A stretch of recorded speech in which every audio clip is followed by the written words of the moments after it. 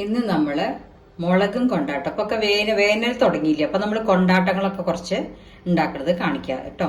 അപ്പൊ ഇതിലിപ്പോ മുളകും കൊണ്ടാട്ടമാണ്. അപ്പൊ എല്ലാരും നമ്മൾ ഹോട്ടലിൽ നിന്നൊക്കെ വാങ്ങിക്കുമ്പോൾ എല്ലാവർക്കും ഇഷ്ടം മുളകിന്റെ കൊണ്ടാട്ടം കഴിക്കാനൊക്കെ. അത് നമ്മൾ വീട്ടിൽ തന്നെ ഉണ്ടാക്കാവുന്നതേ ഉള്ളൂ.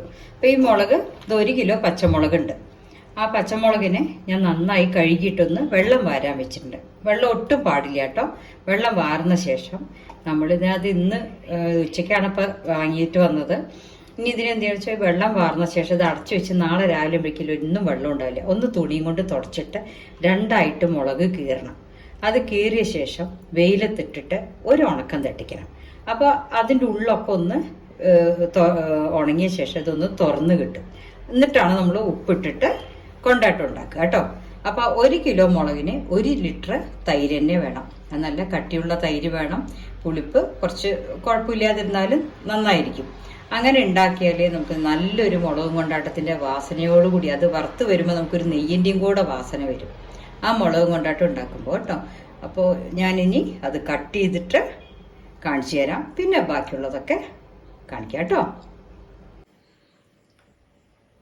ഇപ്പം നമ്മൾ പച്ചമുളക് ഇതുമാതിരി ഒന്ന് 2ആയിട്ടൊന്ന് കീറി ഇട്ടാൽ മതി കേട്ടോ. കീറിയിട്ട് ഒന്ന് വെയിലത്ത് വാട്ടാൻ വയ്ക്കണം. അപ്പോൾ ഒരു ചെറിയൊരു നല്ല വെയിൽ വരുമ്പോഴേക്കും നമ്മുടെ ഈ മുളകിൻ്റെ ഇതുണ്ടോ ഇവിടെ ഇതെങ്ങനെ ഇതുമാതിരി ആവണം കേട്ടോ.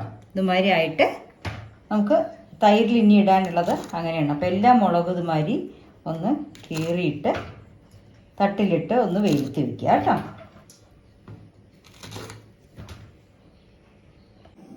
ഇപ്പം നമ്മൾ വെയിലത്തിട്ട മുളക് വെള്ള കളറായിട്ട് വന്നിട്ടുണ്ട് കണ്ടു. മുറിച്ച ഭാഗമൊക്കെ ഇങ്ങനെ ഓപ്പണായി വന്നിട്ടുണ്ട്.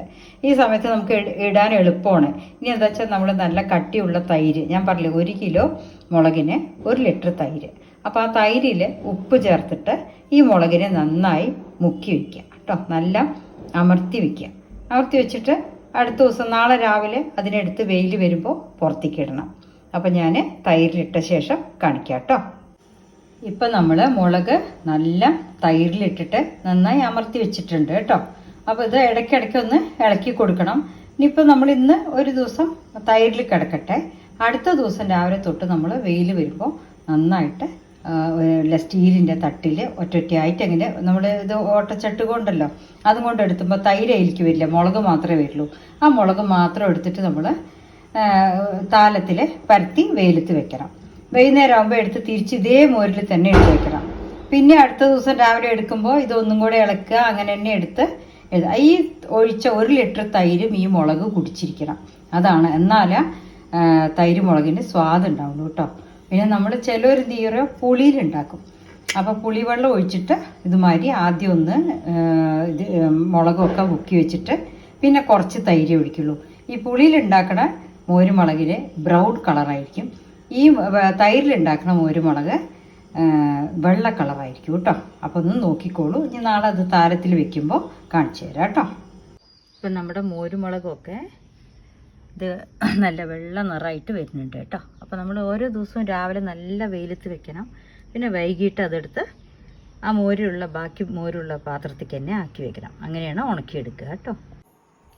അങ്ങനെ നമ്മുടെ മുളക് വറ്റൽ, മോരിലിട്ട മുളക് കേട്ടോ, പച്ചമുളകിൻ്റെ വറ്റൽ റെഡി ആയിട്ടുണ്ട്. ഇപ്പോൾ കണ്ടോ നല്ല വെള്ള കളറിൽ. അത് മോരിലിട്ടാലേ ഈ വെള്ള വരുള്ളൂ. പുളിവെള്ളത്തിലിട്ടിട്ട് ഇങ്ങനെ ഉണക്കിയെന്നുണ്ടെങ്കിൽ ബ്രൗൺ കളറാണ് വരിക കേട്ടോ, കറുത്തു പോകും. ഇതാകുമ്പോൾ ആ മോരിൻ്റെ വാസനയും എല്ലാം നന്നായിട്ടുണ്ടാവും. നല്ലൊരു വെണ്ണയുടെയൊക്കെ വാസന ഉണ്ടാവും നമ്മൾ വറുത്തെടുക്കുമ്പോൾ കേട്ടോ. ഇനിയിപ്പോൾ അത് വറുത്തതും കൂടെ ഞാൻ കാണിച്ചു തരാം. ഓക്കെ, നമ്മളിപ്പോൾ മുളകും കൊണ്ടാട്ടോ ഒന്ന് വറുത്ത് നോക്കാം കേട്ടോ.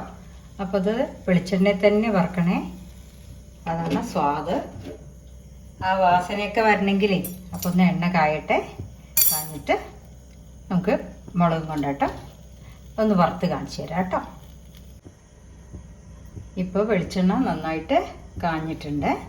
നമ്മളതിലേക്ക് മുളകും കൊണ്ടാട്ടിട്ടിട്ട് ഒന്ന് ബ്രൗൺ നിറമാകുമ്പോൾ എടുക്കുക കേട്ടോ. നല്ല വാസനയും വരും, നല്ല സ്വാദുമായിരിക്കും. ഒരാഴ്ച സമയം എടുത്തു കേട്ടോ. അത് ഞാനിപ്പോൾ ഈ മുളക് വെച്ചപ്പോൾ തൊട്ട് ഓരോ എടുക്കണതൊക്കെ ആ വീഡിയോ സേവ് ചെയ്ത് വെച്ചിട്ടാണ് ഒരു എപ്പിസോഡിലായിട്ട് കാണിക്കുന്നത് കേട്ടോ. ഇതൊന്ന് ഉരുണ്ട് വരും. വെളിച്ചെണ്ണ തന്നെ വറുത്താല സ്വാദ് കേട്ടോ.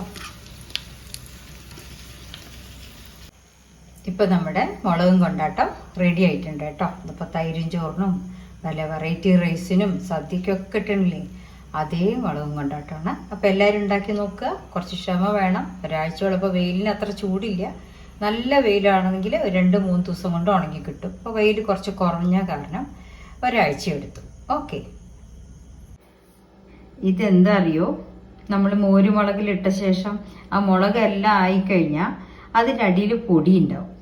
അപ്പോൾ ആ ഈ പൊടിയിൽ മോരിൻ്റെ നല്ല സ്വാദും ആ ഉപ്പും എരിവും ഒക്കെ പിടിച്ച പൊടിയായിരിക്കും. അപ്പോൾ മുളകെല്ലാം നമ്മൾ അതിന് എടുത്തു വയ്ക്കും. അതിൻ്റെ അടിയിൽ വരുന്ന പൊടിയാണ് ഇത്. നമുക്ക് ചോറിൻ്റെ കൂടെയോ കഞ്ഞിയുടെ കൂടെയൊക്കെ കഴിക്കാൻ നല്ല സ്വാദാണ്. ഇത് കളയണ്ട, ഭയങ്കര ടേസ്റ്റാണ്. അല്ലെങ്കിൽ മോരും വെള്ളം കലക്കുമ്പോൾ അതിൽ കുറച്ചിട്ടാൽ ഒക്കെ ഇതൊരു ഫ്ലേവറായിട്ട് കിടക്കും. അപ്പോൾ നമ്മൾ മോരുമുളക് ഇട്ട ശേഷം ആ മുളകെല്ലാം മാറ്റി വെച്ചാൽ ആ ഉണക്കാനിട്ടതിൻ്റെ പാത്രത്തിൻ്റെ അടിയിൽ കിട്ടുന്നതാണ് ഇത് കേട്ടോ. അപ്പോൾ ഇതും കൂടെ എല്ലാവരും എടുത്തു വയ്ക്കാൻ ഞാൻ പ്രത്യേകം പറയുന്നു.